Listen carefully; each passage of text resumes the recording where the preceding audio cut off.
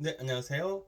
오늘은 2025년 12월 8일 월요일 아침이고요. 아침 긍정 화가 내친 지 469일째입니다. 오늘 또 힘차게 외치면서 시작하겠습니다. 오늘은 또 어제 제가 성당에서 들은 복음 말씀 중에 한 부분 말씀을 드리려고 하는데, 어제는 대림 제2주일, 여기 보면은 인권주의 사회교리 주간이라고 써 있습니다. 인권주의.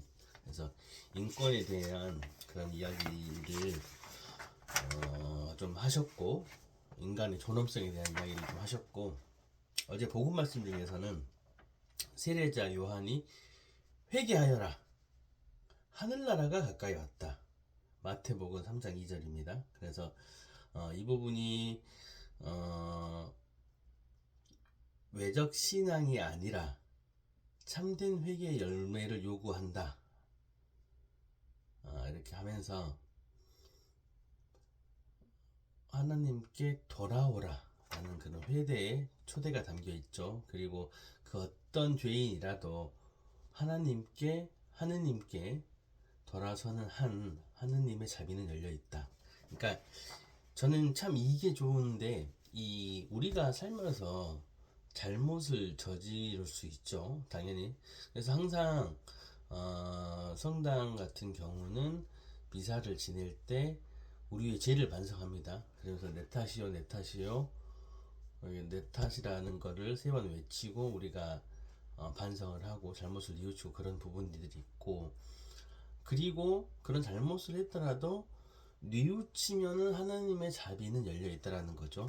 그래서 이거는 이제 어떤 신부님, 박범규 요셉 신부님께서 글을 쓰신 건데, 자비로 세워진 인간의 존엄이라고 이렇게 쓰셨는데, 아, 오늘날 우리 사회는 죄인을 쉽게 배제하려는 경향이 있습니다. 그러나 정의는 단죄로 끝나지 않고 자비로 완성되어야 합니다. 인간의 존엄은 죄의 유무로 사라지지 않으며 인권은 존재 그 자체에서 비롯됩니다. 예수님을 기다리며 인권주의를 맞이하는 이 대림시기에, 대림시기는 성탄 전 4주인데 오늘 이제 두 번째, 어제가 두 번째 주일이었고, 이제 지금 대림 시기는 그런 시기입니다. 기다리는 우리 공동체가 서로의 존엄을 다시 인정하고 죄인들을 회개로 이끄시는 하느님의 자비를 본받아 단죄보다는 회개, 심판보다 용서를 선택하는 공동체가 되길 바랍니다. 그분께서 오실 때 우리 안에 정의와 평화가 꽃피게 될 것입니다. 네. 이 부분을 좀 말씀을 드리고 싶었어요. 당연히 뭐 범죄자들, 뭐 예를 들어서 정말 극악무도한 범죄자들을 막 용서해야 된다, 그들이 잘못을 뉘우치면 무조건 용서하자, 저는 아직 그것까지는 모르겠습니다. 그거는 좀 힘들 것 같다는 생각은 들지만, 조금 말을 하기 조심스럽긴 한데, 요즘에 갑자기 조진웅 배우 이야기가 좀 많이 나오잖아요. 계속 무슨 언론에서 엄청 다루던데, 꼭 무언가를 정말 막으려는 듯한 그런 느낌을 받게끔, 참 연예인 이슈가 나올 때마다 안타깝기도 하면서 뭐 이면에 무언가 있나라는 그런 거를 의심도 하게 되면서 여러 가지 생각들이 드는 건 사실입니다. 근데 저는 뭐 당연히 잘못한 거를 이제 뉘우쳤으니까 무조건 용서하자라는 건 아니고, 조금 다른 우리나라 학폭 문제, 그리고 정말 그 가해자들이 피해자를 힘들게 하고, 뭐 예를 들면 어떤 예전에 무슨 강간 해가지고 그런 애들이 끝까지 이렇게 다시 나오고 이런 것들, 그런 부분들이 제대로 용서를 구하지 않고 제대로 처벌을 받지 않고, 그런 상황에서 이렇게 사회에서 사회 구성원이 돼가지고 하는 건 정말 불합리하다고 보죠. 근데 그래도 조진 배우 같은 경우는 더 물론 봐야 되겠으나, 소속사에서 입장을 밝혔고 본인도 충분히 그동안 그거에 대해서 우리가 현재 표면상 보이고 있는 거기에 대해서 반성을 했고 처벌을 받았고 시간도 지났고, 시간이 지났다고 무조건 용서하자는 개념은 아닙니다.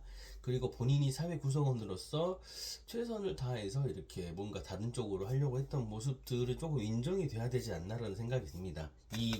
우리 또 천주교적인 입장에서요, 이런 그리스도교적인 입장에서 회개를 하고 본인이 정말 회개를 한 사람들에 대해서는 정말 다시 한번 기회를 줘야 된다라는 게, 용서하는 그런 공동체가 되면 어떨까라는 생각이 듭니다.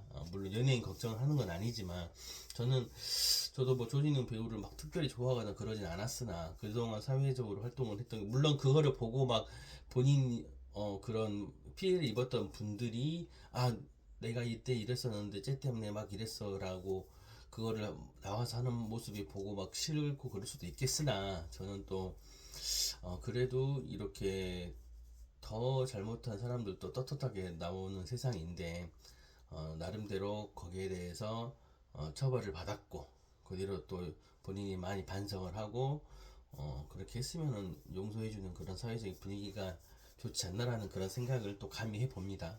여기에 대해서 많은 사람들이 또 뭐라고 할 수는 있겠으나, 근데 저의 의견을 또 이야기하는 것도 저는